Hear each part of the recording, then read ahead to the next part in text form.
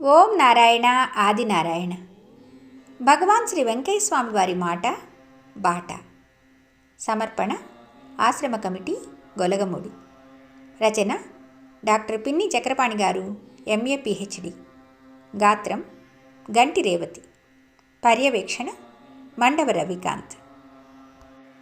క్రమసంఖ్య 32. మాట. అయ్యా, మన వాళ్ళు ఎక్కడ ఉండినను కంటికి రెప్పకు దూరమే కదయ్యా. బాట. తన భక్తులు ఎంత దూరంలో ఉన్నను వారి యోగక్షేమాలు చూస్తూ వారిని తన మార్గంలో పయనింపచేస్తూ ఉండే స్వామి కరుణామయులు, భక్తరక్షకులు. బాధితుల ఆర్తనాదాలు ఎల్లవేళలా ఆయనకు వినిపిస్తూ ఉంటాయి. వెనువెంటనే పరిష్కార మార్గాలు, రక్షణ కల్పిస్తూ ఉంటాయి. మనవాళ్ళు అను సంబోధనలోనే అనుసంధానం ధ్వనిస్తూ ఉంటుంది. ఆయన పిలుపులో ఆప్యాయత, ప్రేమలో పవిత్రత, తన వారిని, తనను నమ్మి సేవించేవారిని అనుక్షణం ఆదరిస్తూ అక్కును చేర్చుకుంటాయి. తనకు భక్తులకు కంటికి రెప్పకు ఉన్నంత దూరం అంటూ వాకృచ్చిన అంటే చెప్పిన స్వామి భక్తజన బాంధవులు, ఆధ్యాత్మిక రక్త సంబంధికులు. రెప్ప కంటిని కాపాడుతూ ఉంటే స్వామి తన వారిని అతి చేష్టల, చెడు కోరికల మాలిన్యాన్ని దరి చేరనీయకుండా రక్షిస్తూ ఉంటారు. ఇక్కడ ఎంత గొప్ప లోతైన అర్థాన్ని చెప్పారంటే రచయిత, మన వాళ్ళు ఎక్కడ ఉండినను కంటికి రెప్పకు దూరమే కదయ్యా అన్న స్వామి మాటలో స్వామి తన భక్తులను కంటికి రెప్పలా కాపాడుతూ ఉంటారు అంటే దేని నుంచి కాపాడుతూ ఉంటారు? మనల్ని దేని నుంచి కాపాడితే మనకి రక్షణ? ఇక్కడ బాహ్యమైన విషయాల గురించే కాకుండా మనలో ఉన్న మనకి అవసరం లేని అతి చేష్టలు, మనకి అవసరం లేని చేష్టలు, అతి చేష్టలు మనకి చాలా వరకు మనకి లోకంలో 2 ప్రియమైన వస్తువులు ఉన్నాయని చెప్పేసి మనకి సాయిబాబా సచ్చరిత్రలో కూడా వస్తుంది. ఒకటి హితమైనది, ఒకటి ప్రియమైనది అని. హితమైనది మనకి మంచి చేస్తుంది, ప్రియమైనది మనకి తాత్కాలికంగా ఆనందాన్ని కలిగిస్తుంది అంతే. అది ఒకసారి ఆనందం కోల్పోయిన తర్వాత మన సమయము, మన శరీరంలో ఆరోగ్యము నష్టపోతాం తప్ప దాని గురించి మనకేమీ ప్రయోజనం ఉండదు. అలా మనకున్న ఈ అతి చేష్టలు, ఈ చెడు కోరికలు మాలిన్యాన్ని దరిచేరనీయకుండా రక్షిస్తూ ఉంటుందట ఆ కంటి రెప్ప. అది మనకి కావలసిన రక్షణ మనకి వెంకయ్య స్వామి నుంచి లభించాల్సిన ముఖ్యమైన రక్షణ అదన్నమాట. ఆధ్యాత్మిక రక్త సంబంధికుడు అని ఉపయోగించారు ఇక్కడ. ఎంత మంచి మాట వాడారంటే, లౌకికమైన రక్షణలే కాకుండా మనల్ని సమాజంలో కానీ, మనం పుట్టిన పుట్టుకు నెరవేర్చుకోవడానికి, మనం ఆధ్యాత్మికంగా ముందుకెళ్ళడానికి కానీ, మనల్ని అట్రాక్షన్స్ నుంచి, రకరకాల ప్రలోభాల నుంచి మనల్ని స్వామి రక్షించి మనల్ని కంటికి రెప్పలా కాపాడుతూ ఉంటారని ఈ మాట మనకి తెలియజేస్తుందన్నమాట. సంఖ్య 33. మాట. అయ్యా, ఇంతమందిలో నాకొక్కడికే పెడితే అది విషంతో సమానం కదా, అందరికీ పెడితే నాకు పెట్టినట్లే కదా. బాట.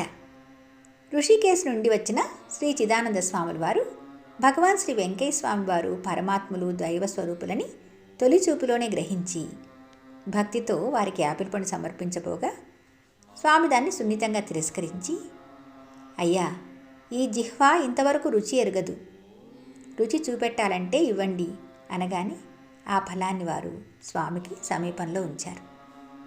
తీపి పదార్థాన్ని చిదానందుల వారు కడు ప్రేమతో స్వామి నోటికి అందించబోగా స్వామి ముఖం ప్రక్కకు తిప్పి, అందరినీ వదిలి తనకొక్కనికి పెడితే ఎలా స్వీకరించగలను అని అన్నప్పుడు స్వామి ఆత్మస్వరూపులను గ్రహించిన శ్రీ చిదానంద స్వాముల వారు మారు మాట్లాడక ప్రణమిల్లి అక్కడి నుంచి పయనమయ్యారు.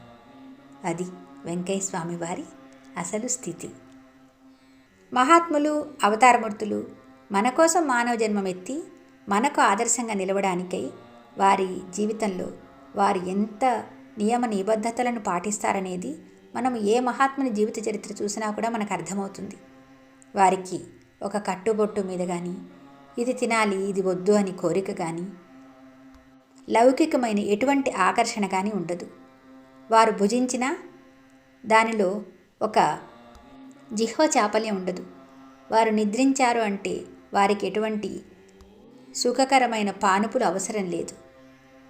అలాగే వారు ఎక్కడికి వెళ్ళాలన్నా వారికి ఎటువంటి వాహనాలు కూడా అవసరం లేదు.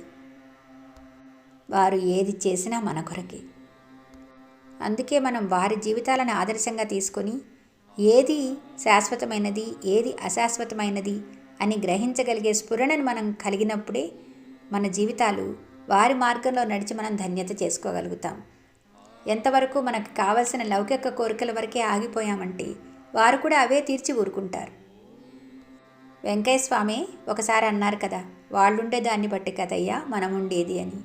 మనం ఎంతవరకు వారి దగ్గరికి ఎటువంటి పాత్ర తీసుకెళ్తే ఆ పాత్ర వరకే మనం ఆ నీరు నింపుకోగలుగుతాం.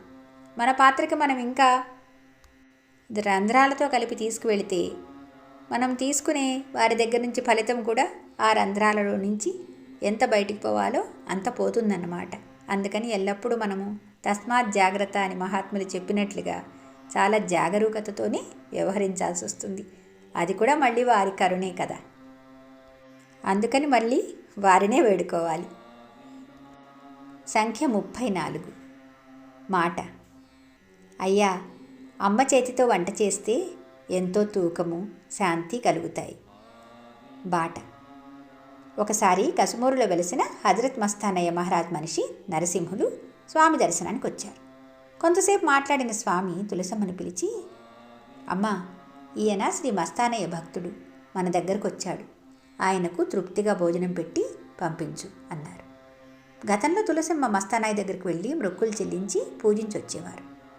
ఆమె ఎంతో సంతోషంతో వంట చేయడానికి సిద్ధమైనప్పుడు నరసింహులు స్వామి వాత్సల్యానికి పులకితుడై వినయంగా, స్వామి, మేమిప్పుడే భోంచేసి వచ్చాము అంటూ విన్నవించగాని స్వామి తులసవ్వ చేతి వంట రుచిని తెలియజేస్తూ, అయ్యా, అమ్మ చేతి భోజనం అమృతం, తిన్నవారికి సరితూకము, ఎంతో శాంతి కలుగుతుంది అనగాని తండ్రి ఆజ్ఞానుసారంగా ఆ తల్లి కడు ప్రేమతో పెట్టిన ప్రసాదాన్ని తృప్తిగా ఆరగించారతను. జన్మజన్మల బంధం అని చెప్పడానికి తులసమ్మ నిష్కళంక నిస్వార్థ సేవ ఒక ఉదాహరణ. ఆమె కారణ జన్మురాలు. స్వామి చరిత్రలో తానొక సువర్ణ అక్షరం.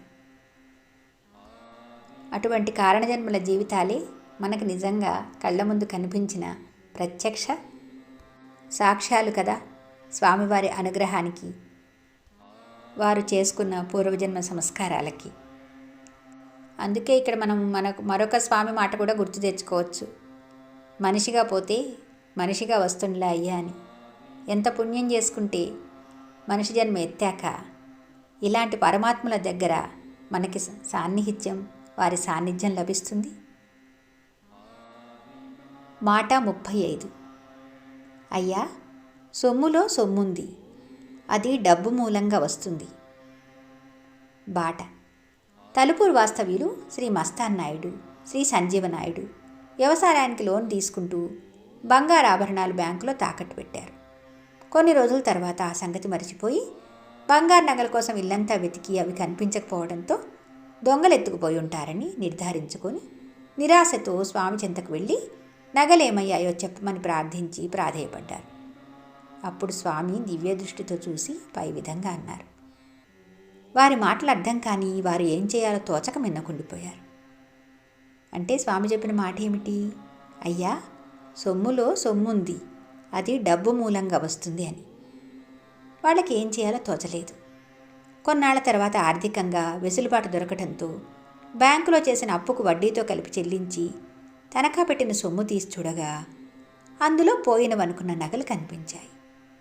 ఆ విషయాన్నే స్వామి నర్మగర్భితంగా సూచించారని అప్పుడు గ్రహించి తమ అజ్ఞానానికి పశ్చాత్తాపం చెంది స్వామి పాదాల మీద వాలి క్షమాపణలు చెప్పుకున్నారు. అందుకే మనకి ఒక్కొక్కసారి మన అజ్ఞానంతో మనకి గురువులు మనకి ఏదైనా జ్ఞానం ఉపదేశించబోయినా కూడా అది మనకి సమయం వస్తే కానీ చేరదనమాట. అది కూడా మరి వాళ్ళ కృప వల్లనే జరుగుతుంది. అందుకే మనం చేయాల్సిందల్లా చేతులు జోడించి, తండ్రి, మాకేమీ తెలియదు, మమ్మల్ని నడిపించాల్సిన బాధ్యత నీదే అని మనసా వాచా కర్మణ స్వామిని నమ్మి వారి మార్గంలో పయనించటమే. ఇక మిగతాదంతా వారే చూసుకుంటారు. అంతే కదా. మిగిలిన మాటలు వచ్చే భాగంలో చెప్పుకుందాం. భగవాన్ శ్రీ శ్రీ శ్రీ గొలగముడి వెంకయ్య స్వామి మహారాజుకి జై. ఓం నారాయణ ఆదినారాయణ.